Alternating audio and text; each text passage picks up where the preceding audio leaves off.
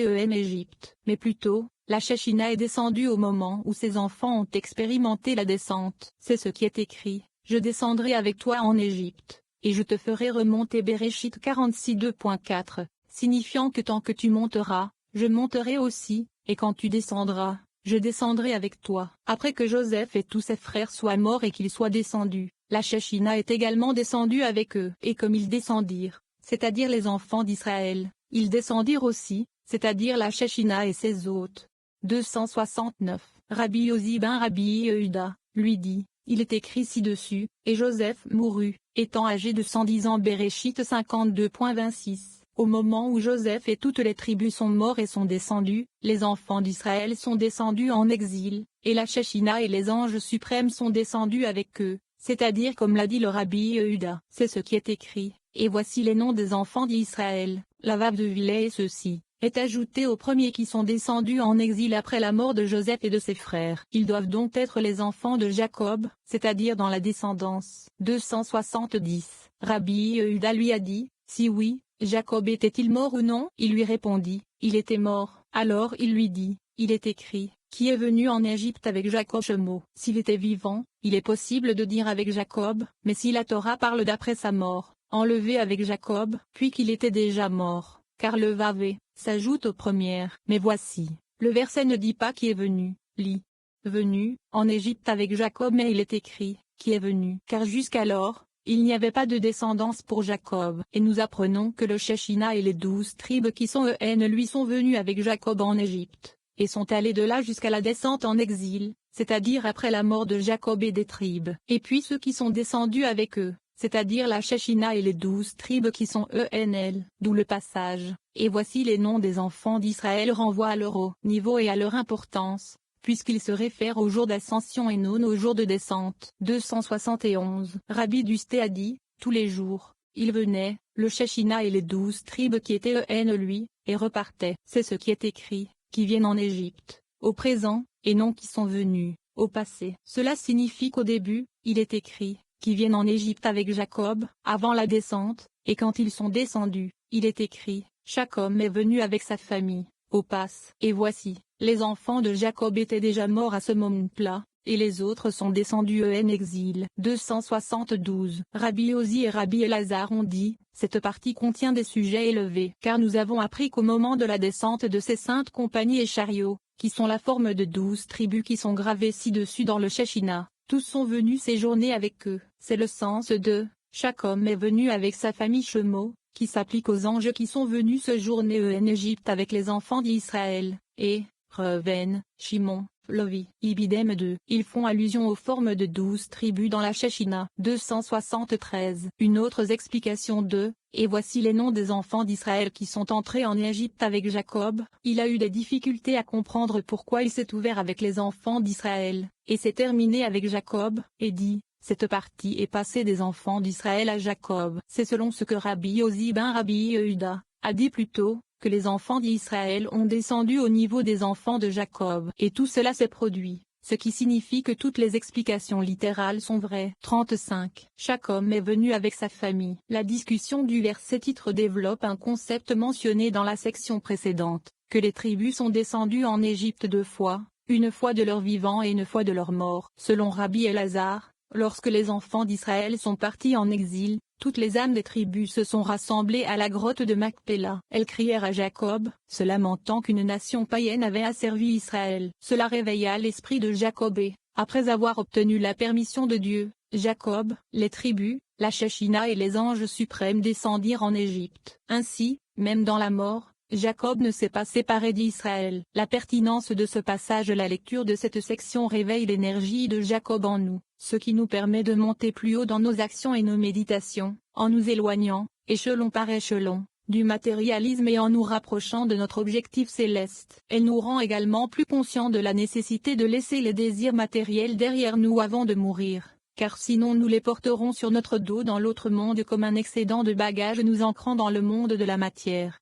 274. Venez et voyez, lorsque Rabbi Elazar ben Arak arrive à ce passage, et ceux-ci sont les noms. Il pleurait. Rabbi Elazar ben Arak dit, nous avons appris que lorsque les enfants d'Israël partirent en exil, toutes les âmes des tribus se rassemblèrent à la grotte de Macpéla. Elles pleuraient et disaient, « Grand-père, grand-père, il n'y a pas de plus grand travail dans la douleur des enfants, il n'y a pas de plus grand travail dans ce monde que lui. Vos enfants sont tout réduits en esclavage par d'autres, qui exercent sur eux toutes les formes de vengeance du monde. » 275. À ce moment-là, l'esprit de ce grand-père fut remué, c'est-à-dire Jacob, demanda la permission, et descendit en Égypte. Le saint, béni soit-il, convoqua ses compagnies et ses chariots, et le roi, qui est le Shechinah à leur tête, et ils descendirent tous avec Jacob et ses tribus. Les tribus sont descendues vivantes avec leur père en Égypte, elles sont aussi descendues mortes avec leur père en Égypte. C'est ce qui est écrit, voici les noms des enfants d'Égypte qui sont venus en Égypte, Reuven, Shimon,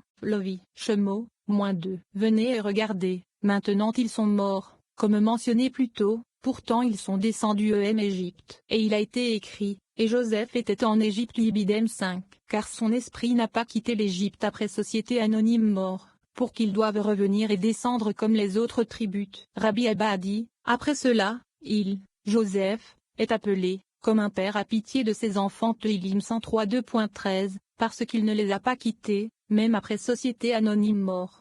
36. Les morts connaissent la douleur des vivants. Cette section consiste principalement en une parabole à laquelle participent Rabbi Yehuda et Rabbi Abba. Lors d'un voyage, les deux hommes rencontrent un endroit où ils décident de passer la nuit. Ils s'allongent pour dormir et posent leur tête sur un terrain surélevé sous lequel se trouve une tombe. Une voix provenant de cette tombe leur parle, et ils apprennent qu'elle appartient à un juif qui ne peut pas entrer dans le jardin d'Éden parce que son jeune fils a été volé par un païen violent. Il dit au rabbin que non seulement les morts connaissent les souffrances des vivants, mais que sans les prières des morts, il ne survivrait pas une demi-journée. La voix leur dit alors que son fils est battu en ce moment même et leur ordonne de partir. Rabbi Yehuda et Rabbi Abba courent sur un demi-mile et attendent le matin. Ils voient alors un homme dont le sang coule de ses épaules. Lorsqu'ils l'interrogent, ils découvrent qu'il s'agit de l'Akma Bar Livé, le fils du mort. Pourtant, par crainte, ils ne conversent pas avec lui et ne retournent pas à la vue de la tombe. Rabbi Yehuda explique ensuite les deux promesses que Dieu a faites à Jacob, qu'il descendrait en exil avec Jacob, et qu'il ressusciterait Jacob de sa tombe pour être témoin de la joie de la compagnie céleste qui habitait avec Israël en captivité. Enfin, Rabbi Shimon interprète le verset « Un nouveau roi s'est levé », en révélant que l'Égypte ne s'est vue accorder la domination sur toutes les nations qu'après la mort de Joseph. La pertinence de ce passage. Une lecture de cette section révèle que le lien entre les vivants et les morts est réciproque. Alors que nous pleurons les morts et leur rendons hommage,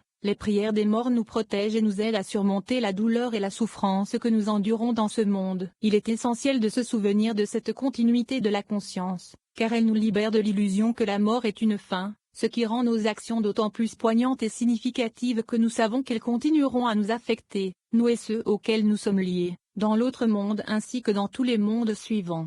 276. Rabbi Yehuda bar Shalom voyageait avec Rabbi Abba. Ils entrèrent dans un endroit et y logèrent. Ils mangèrent et lorsqu'ils voulurent se coucher, ils posèrent leur tête sur un monticule de terre où se trouvait une tombe. Avant qu'ils ne s'endorment, quelqu'un appela de la tombe et dit, « Ma semence va être mise en terre », ce qui signifie qu'elle va être gaspillée. Cela fait 12 ans que je ne me suis pas réveillé, sauf maintenant, car je vois ici le visage de mon fils. 277. Rabbi Yehuda a dit, « Qui es-tu » Il lui répondit, « Je suis un juif, et je suis assis seul, comme dans une excommunication, car je ne peux pas entrer dans le jardin d'Éden à cause de la douleur de mon fils qui a été volé, alors qu'il était encore petit, par un païen qui le bat tous les jours. Sa douleur m'empêche d'entrer dans mon lieu, et je viens de me réveiller dans ce lieu. » 278. Il lui dit, « Connais-tu la douleur des vivants » Il lui dit, « Je jure par le ministre de ma tombe que si nous ne prions pas pour les vivants, ils ne survivraient pas au monde ne serait-ce qu'un demi-jour. Je me suis réveillé ici, car on me disait chaque jour que mon fils viendrait bientôt ici,